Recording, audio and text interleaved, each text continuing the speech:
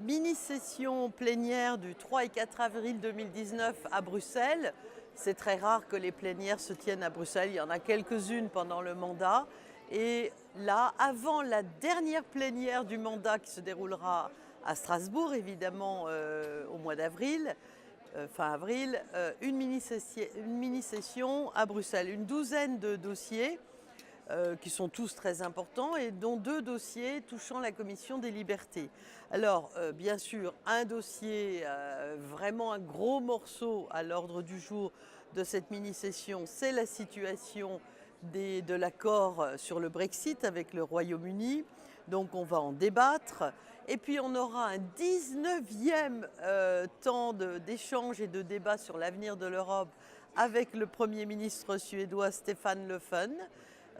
Donc un débat interactif hein, où il ne va pas faire une déclaration ex cathedra et puis ensuite c'est fini. Non, un débat où il va répondre à nos questions dans l'hémicycle.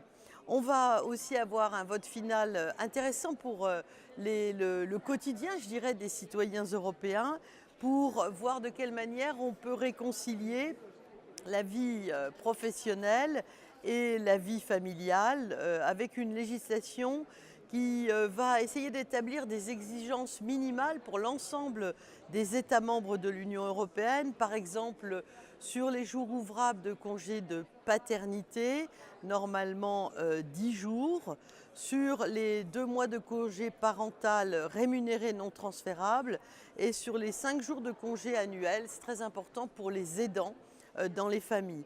Donc évidemment, c'est une législation en direction de l'harmonie de la vie des familles en Europe pour essayer de refléter le plus possible les changements sociétaux qui sont importants dans l'espace européen et en tenant compte bien sûr aussi de l'égalité des genres et donc du partage des tâches ancillaires dans les familles européennes. Dans une toute autre optique, on évoquera et on votera un dossier sur le problème de l'acheminement du gaz naturel lorsqu'il vient par le biais de gazoducs qui sont hors de l'Union européenne, notamment plutôt à l'est de l'Union européenne, en essayant de faire en sorte que, je ne vais pas rentrer dans tous les détails de ce rapport stratégique s'il en est, et qui touche en particulier le gazoduc du nord de l'Union européenne, le gazoduc Nord Stream 2, qui vient de Russie, qui traverse qui longe les côtes des États baltes et puis qui rentre sur les terres au niveau de l'Allemagne. Donc voir de quelle manière tout d'abord on peut exiger, organiser une transparence des règles, une réciprocité des règles de transparence entre celles qui sont imposées aux gazoducs à l'intérieur de l'Union européenne et celles qui doivent être imposées aux gazoducs qui traversent l'espace européen. Donc ça, c'est très très important. Et puis aussi faire en sorte que ces dispositifs, ces infrastructures sur le sol européen soient accessibles à plus d'un opérateur. Donc ce sont des règles utiles et importantes.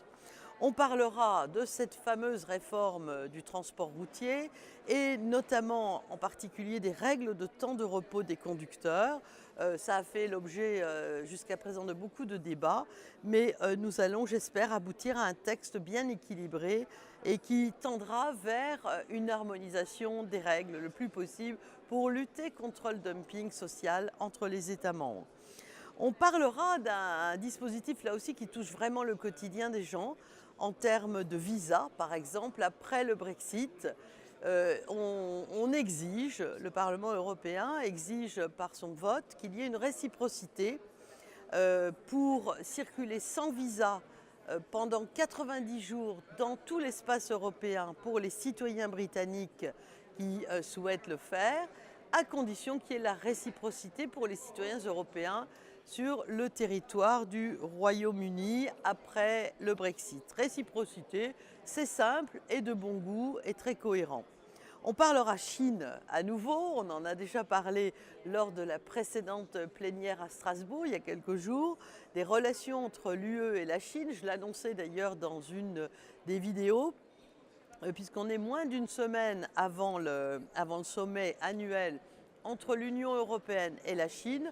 On parlera commerce, commerce international, règles du commerce international, sécurité des investissements et là aussi, une règle simple et très importante dans ce monde qui se développe et qui avance à grande vitesse, réciprocité des règles sur les marchés, ainsi que ce problème qui est né maintenant il y a quelques mois de la sécurisation des réseaux de la 5G, puisqu'il y a des règles très différentes en Chine qui obligent l'opérateur, sur demande des autorités chinoises, à livrer les données qu'il détient.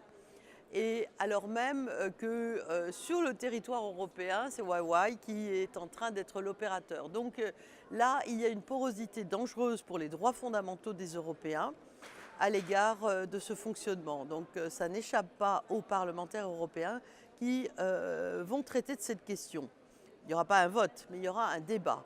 On va parler législation sur les déchets, puisqu'il apparaît que dans certains États membres que je ne nommerai pas, eh bien, la mise en œuvre de la législation pour protéger contre les effets sonores, odoriférants ou odorants, enfin je ne sais comment on doit le dire,